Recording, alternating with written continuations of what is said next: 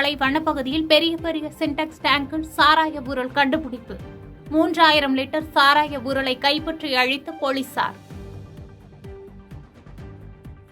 பேச்சுப்பாறை அணையில் இருந்து வினாடிக்கு 1500 கன அடி உபரிநீர் திறப்பு. கோதையாறு, தாமிரபரணி ஆறு, பரளியாற்றின் கரையோர மக்களுக்கு வெள்ள அபாய எச்சரிக்கை. விருத்தாசலம் அருகே ஒரே குடும்பத்தைச் சேர்ந்த 4 குழந்தைகள் எலிபேஸ்ட் சாப்பிட்டதால் பரபரப்பு.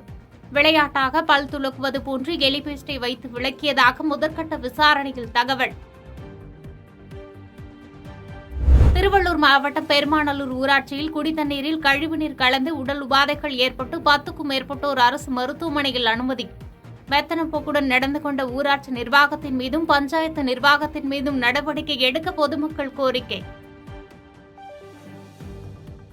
ஜூன் 6ஆம் தேதி பள்ளிகள் திறக்க உள்ள நிலையில் பின்பற்ற வேண்டிய வழிகாட்டு நெறிமுறைகளை வெளியிட்டுள்ளது பள்ளிக் கல்வித்துறை.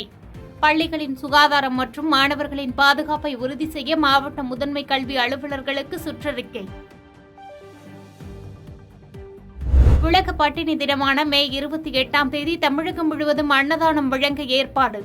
அனைத்து சட்டமன்ற தொகுதிகளிலும் விஜய் அறிவுறுத்தலில் அன்னதானம் வழங்க ஏற்பாடு செய்யப்பட்டுள்ளதாக புசி ஆனந்த் தகவல்.